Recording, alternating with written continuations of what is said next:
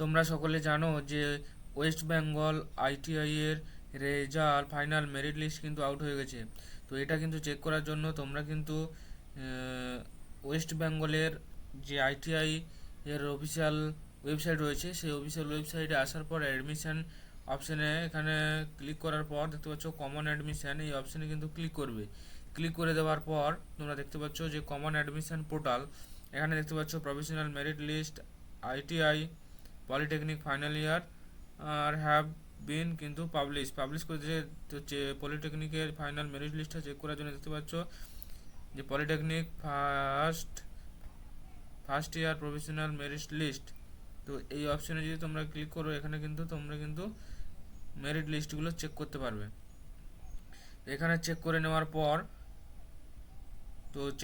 পর এখানে তোমরা এটা কেটে দেবে, কেটে দিয়ে নিচের দিকে একটু স্ক্রল করবে। নিচের দিকে স্ক্রল করলে দেখতে পাচ্ছ নিউ রেজিস্ট্রেশন আর হচ্ছে অ্যাপ্লিক্যান্ট লগ ইন। এই অ্যাপ্লিক্যান্ট লগ ইনে সাইন ইন টু ড্যাশবোর্ড এই অপশানে কিন্তু ক্লিক করবে। তাহলে এইটা লগ ইন করে এখান থেকে তোমরা কী কী চেক করতে পারবে না, রিয়েল টাইম স্ট্যাটাস চেকিং। তো রিয়েল টাইম তুমি যে কলেজে আবেদন করবে আবেদনের তোমার স্ট্যাটাস কিন্তু এখান থেকে তুমি চেক করতে পারবে। ডাউনলোড অ্যাডমিট কার্ড আর র্যাঙ্ক কার্ড ডাউনলোড করতে পারবে। তোমার আইটিআই এর র্যাঙ্ক কার্ড কত এসছে সেই র্যাঙ্ক কার্ডটা তুমি এখানে অ্যাডমিট কার্ড র্যাঙ্ক কার্ড কিন্তু ডাউনলোড করতে পারবে। চয়েস ফিলিং অ্যান্ড লকিং, তোমার কোন কলেজে তুমি চাইছো, বাড়ির পাশের যে কলেজগুলো রয়েছে সেই কলেজে যদি তুমি চাও তাহলে চয়েস ফিলিং করবে, তোমার র্যাঙ্ক অনুপাতে সেই কলেজে তুমি পেতে পারো। তো এটাও ডিপেন্ড করবে যেই কলেজে তুমি আবেদন করছো সেই কলেজে যার যত র্যাঙ্ক বেশি হবে সে আগে কলেজে ভর্তি হওয়ার চান্স কিন্তু পাবে। তো এই হচ্ছে বিষয়বস্তু। তো তোমরা এখানে ক্লিক করার পর ক্যান্ডিডেট রেজিস্ট্রেশন লগ ইন, তো এখানে তুমি তোমার মোবাইল নাম্বারটা দেবে, এখানে তোমার ক্যাপচা দেবে যে 6+3 কত হয় 9, তাহলে এখানে 9 দেবে, যেটা আসবে তোমাদের সেটা দেবে।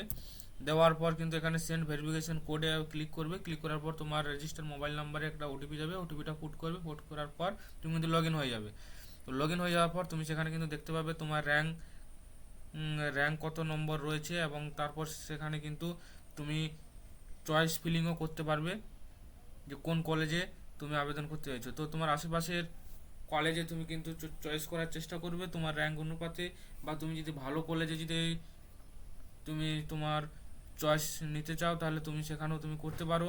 কিন্তু এটা ডিপেন্ড করবে যে কলেজে তুমি আবেদন করছো সেই কলেজে র্যাঙ্ক অনুপাতে, অর্থাৎ যার যত আইটিআই এর র্যাঙ্ক যত বেশি হবে তার পাওয়ার সম্ভাবনাটা তত বেড়ে যাবে।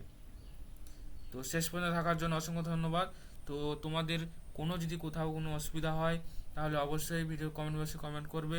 আমরা নতুন ভিডিওতে তোমাদের যে প্রবলেমগুলো হবে সেই প্রবলেমগুলো নিয়ে আমরা নতুন একটা ভিডিও নিয়ে আসবো। তো এইরকম নতুন নতুন ভিডিও পাওয়ার জন্য অবশ্যই চ্যানেলটা সাবস্ক্রাইব করে নেবে আর তোমার বন্ধু বান্ধবদের অবশ্যই শেয়ার করবে। Thank you.